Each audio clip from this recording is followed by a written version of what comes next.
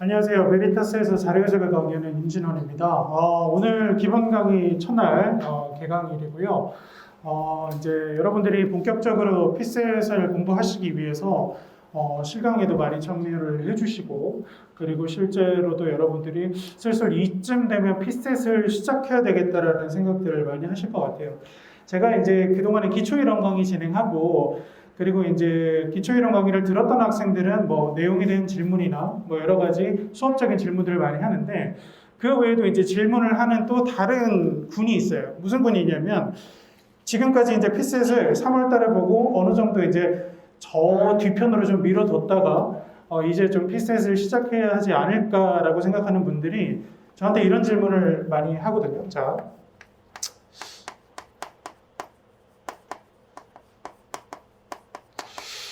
피셋 언제부터 시작을 하는 게 좋겠습니까? 이런 얘기를 많이 하시거든요. 근데 이제 저는 뭐 개개인의 상황에 따라서 다르긴 해요. 다르긴 한데 보통 이 질문을 하시는 분들이 저는 본인에 대한 객관화가 먼저 필요하다고 생각하거든요. 그러니까 피셋을 언제부터 공부해야 될지 고민하시는 분들의 뭐 대다수는 사실 커트라인에서 차이가 좀 나시는 분들이 이런 질문을 많이 하거든요. 왜냐하면 이미 1차를 합격해본 경험이 있는 분들은 내가 어느 시점에 어느 만큼 피셋을 공부하면 성적이 나온다라는 이 루틴이 서 있어요. 그래서 이 친구들은 저한테 안 물어봅니다. 그래서 내가 이 시점에 어떻게 해서 딱 어느 정도의 성적을 유지해가지고 시험장에 들어가겠다. 이게 만들어져 있는데, 보통 이 고민을 하시는 분들은 지금 피셋에 대한 그 실력 자체는 논외로 치고 3월 달에 시험을 봤을 때 우리가 합격선이라는 커트라인으로부터 거리가 좀 있던 분들이 이 질문을 많이 하시거든요. 그래서 이제 저는 이렇게 이제 질문하시면 그렇게 말씀을 드려요. 아까 앞에 말씀드린 것처럼 이미 합격권에 안정적으로 실력을 형성하고 있는 분들은 한 11월이나 12월쯤 되면 대부분 시작합니다. 여기서 이제 비중을 조금씩 높여가서 2차하고 이렇게 비중을 조절하는 방식으로 거의 대다수는 12월이면 전부 다 하고요. 11월이면 진짜 본인이 피셋 평균이 뭐 90 이상이다 이런 분들을 제외하고는 11월부터는 기출을 좀 시작을 하죠. 그래서 저는 여러분들이 스스로를 객관적으로 한번 생각해 봤을 때, 그래, 잘하는 이 친구들이 여기서부터는 감을 되찾아서 자신의 100분의 1을 안정적으로 유지하는 전략을 쓴다고요. 그러면 여러분들은 어떻게 보면 그 자리를 뺏어야 되는 상황에 있는 경우가 대부분일 수 있거든요. 그러면 내가 그 상위권의 안정적인 그 100분의 1을 뺏으려면 상대적으로 여러분들이 이 친구들하고 똑같이 만약에 시작한다면 이 친구들이 이때 뭐 설렁설렁하지는 않겠죠, 당연히. 그래서 같이 경쟁한다고 했을 때는 여러분들하고 순위 역전이 일어날 가능성이 저는 극단적으로 말하면 거의 없다고 봅니다. 왜냐하면 피셋 합격도 이게 경험치거든요. 그래서 피셋을 합격해본 분하고 해보지 못한 분하고는 이 학습의 효율적인 부분에서도 큰 차이가 있습니다. 그래서 만약에 내가 이 친구들을 역전시켜야 되는 상황이라면 우리 보통 피셋 공부할 때는 가장 먼저 시작하는 게 기출분석이거든요. 기출분석. 그러면 이 기출분석에 저는 최소 3달에서 4달 정도는 필요하다고 보는 입장이에요. 왜냐하면 기출분석을 많은 분들이 잘못 오해하시는 경우가 있는데, 쌤, 저 기출문제 뭐 11년부터 21년까지 한 3번 풀어왔는데요. 4번 풀어봤는데요. 근데 어제 7급 시험 쳤더니 뭐 50점 나왔습니다. 이런 얘기 많이 하거든요. 그러니까 기출문제를 풀었다는 건 기출분석이 아니에요.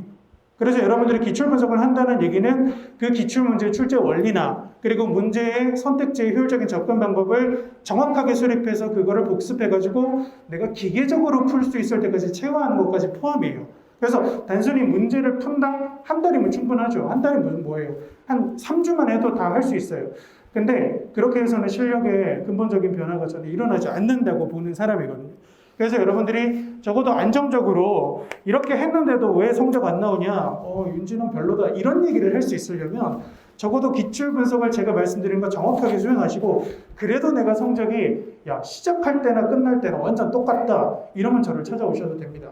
근데 그런 분들의 대부분은 그냥 기출 몇 번 풀어봤어요.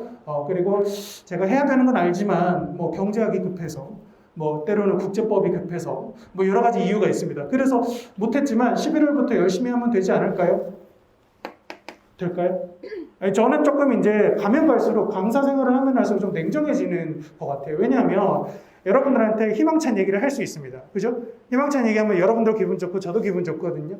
근데 첫날부터 이렇게 여러분들 듣기 싫은 소리 하는 이유는 이제부터는 진짜 실전이라서 그래요.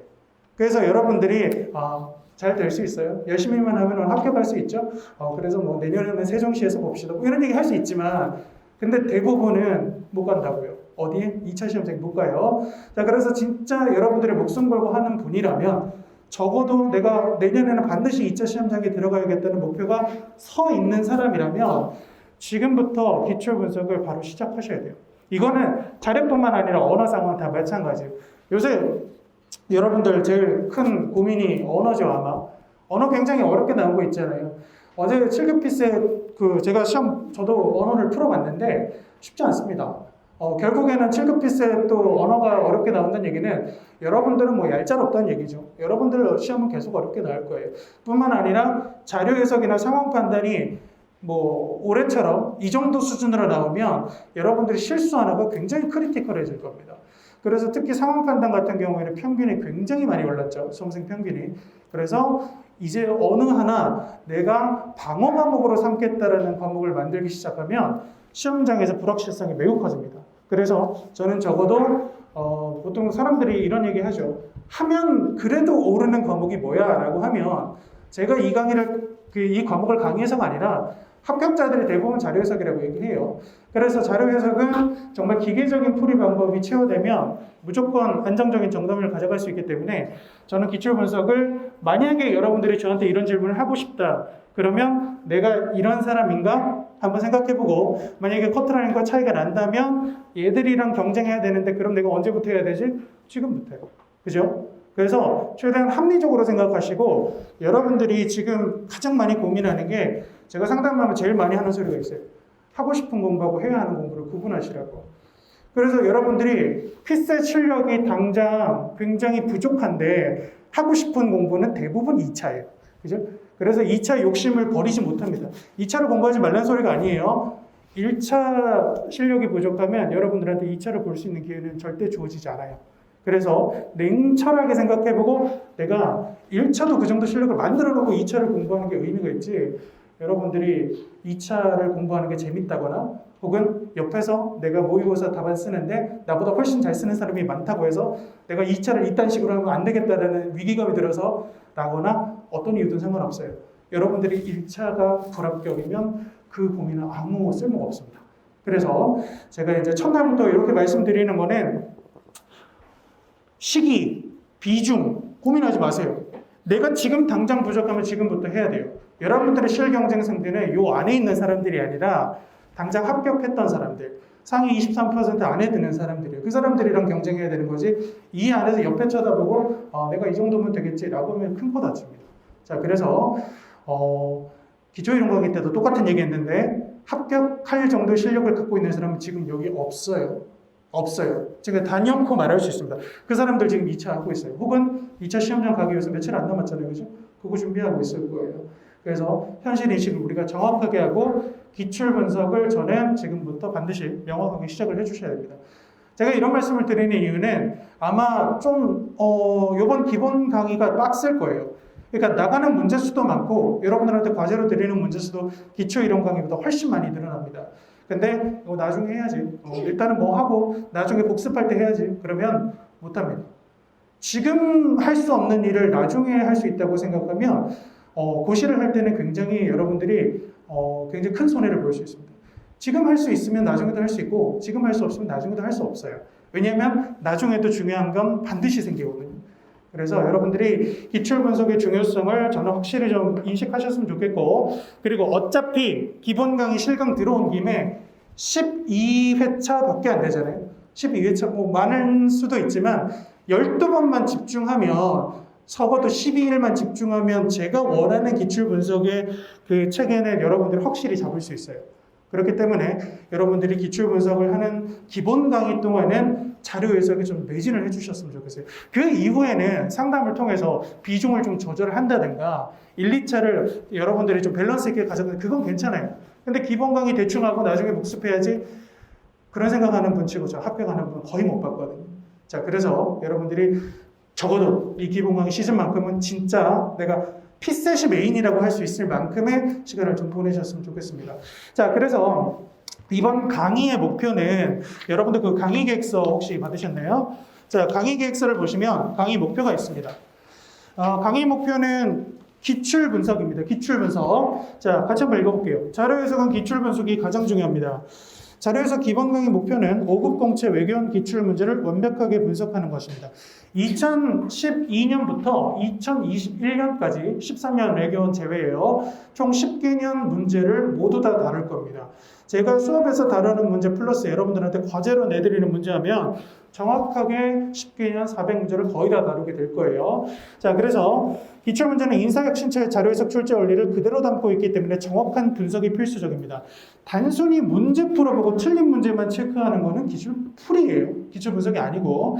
자, 그래서 매년 여러분들이 그 기출 분석 때는 핵심 출제 포인트를 정확하게 분석하고 그리고 선택지의 효율적인 접근 방법 수립하는 거 저하고 같이 할 겁니다.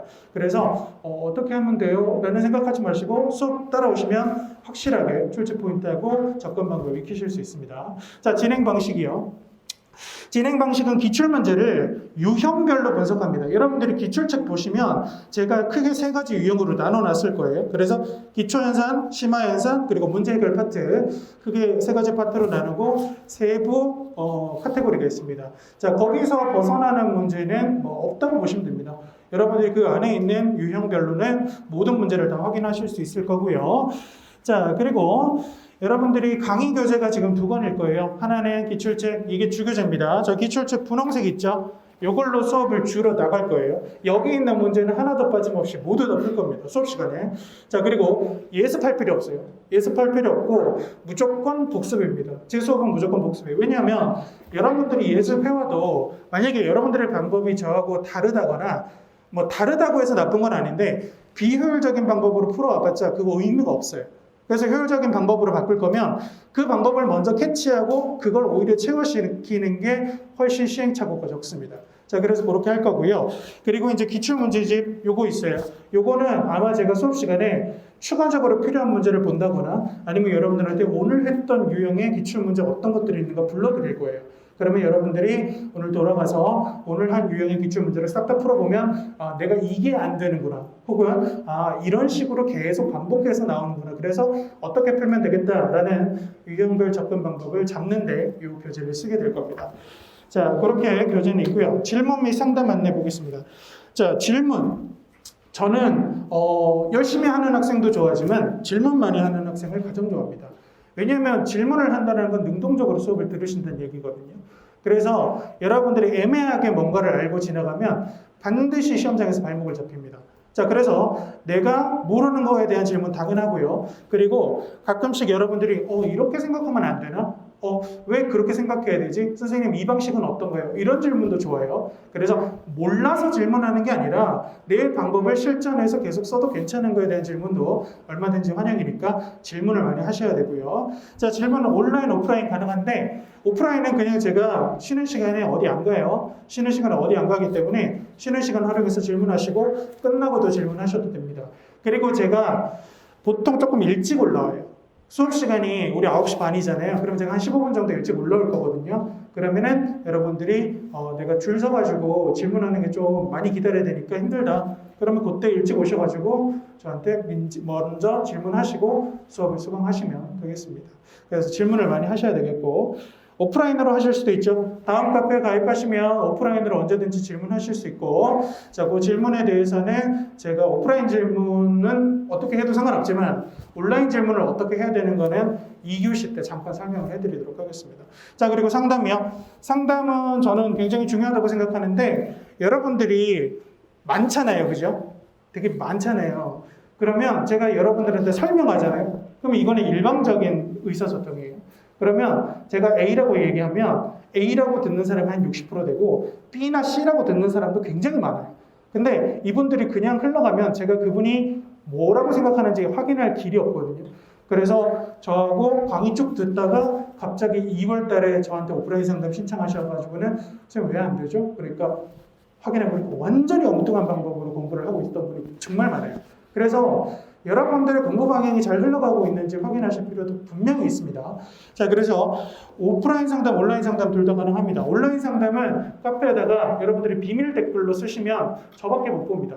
그래서 선생님 제가 몇 점인데요. 저는 언제부터 공부했는데요. 개인적인 정보 올려주시면 제가 그 답변은 공개적으로 합니다. 근데 질문자분의 개인적인 정보나 특성을 알 수 있는 내용을 답변하진 않아요. 그래서 만약에 여러분들 개인정보를 건드리는 답변이 나간다면 비밀 댓글로 답니다. 그래서 그 부분은 걱정하지 않으셔도 되고 오프라인 상담은 매월 진행하는데 이번 달 마지막 주 토요일 날 진행할 예정입니다. 자, 오프라인 상담 신청하는 방법에 대해서는 제가 추후에 다시 공지로 전달을 해드리도록 하겠습니다. 자, 수업은 크게 이렇게 진행이 될 거고요. 그래서 우리가 이제 기출 철제 포인트를 총 정리하는 방식으로 수업을 한번 진행해 보도록 하겠습니다.